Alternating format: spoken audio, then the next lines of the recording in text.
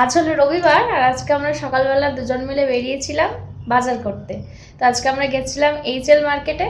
তো কি কি বাজার করেছি সেটাই শেয়ার করছি। যে মাছ বাজারও করেছি, দাঁড়াও, প্রথমে এটা তো চিংড়ি রয়েছে।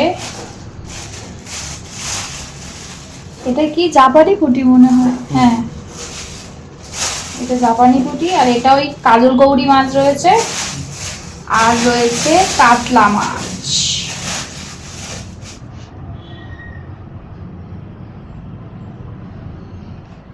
কাতলা মাছটা একদম ফ্রেশ দিয়েছে, আর এটার দাম নিয়েছে 300 টাকা কেজি। এই যে এটা জাপানি পুঁটি, জাপানি পুঁটিটা দেখতে কি সুন্দর ছিল। আর এটার দাম বলেছিল 440 কেজি, বাট নিয়েছে 400 টাকা কেজি। আর এর পেটে ডিমও হয়েছে। আর এটা হলো কাজল গৌরী মাছ, এটার কত দাম নিয়েছে? এটা ওই 440 নিয়েছে। আর এই যে বেশ ভালো সাইজের চিংড়িগুলো, এটাও 450। তো এই চিংড়িগুলোর এই সাইজ, এই চিংড়িটা নিয়েছে 450 কেজি। তো এই হলো আজকে টোটাল মাছ বাজার। বেশ অনেক রকমের মাছ কেনা হয়েছে।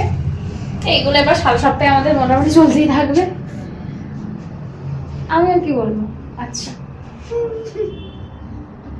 মোটামুটি উইকেন্ডে করে আমরা মাছ বা সবজি সমস্ত কিছু বাজার করা হয়, ওগুলো সারা সপ্তাহে হয়ে যায়।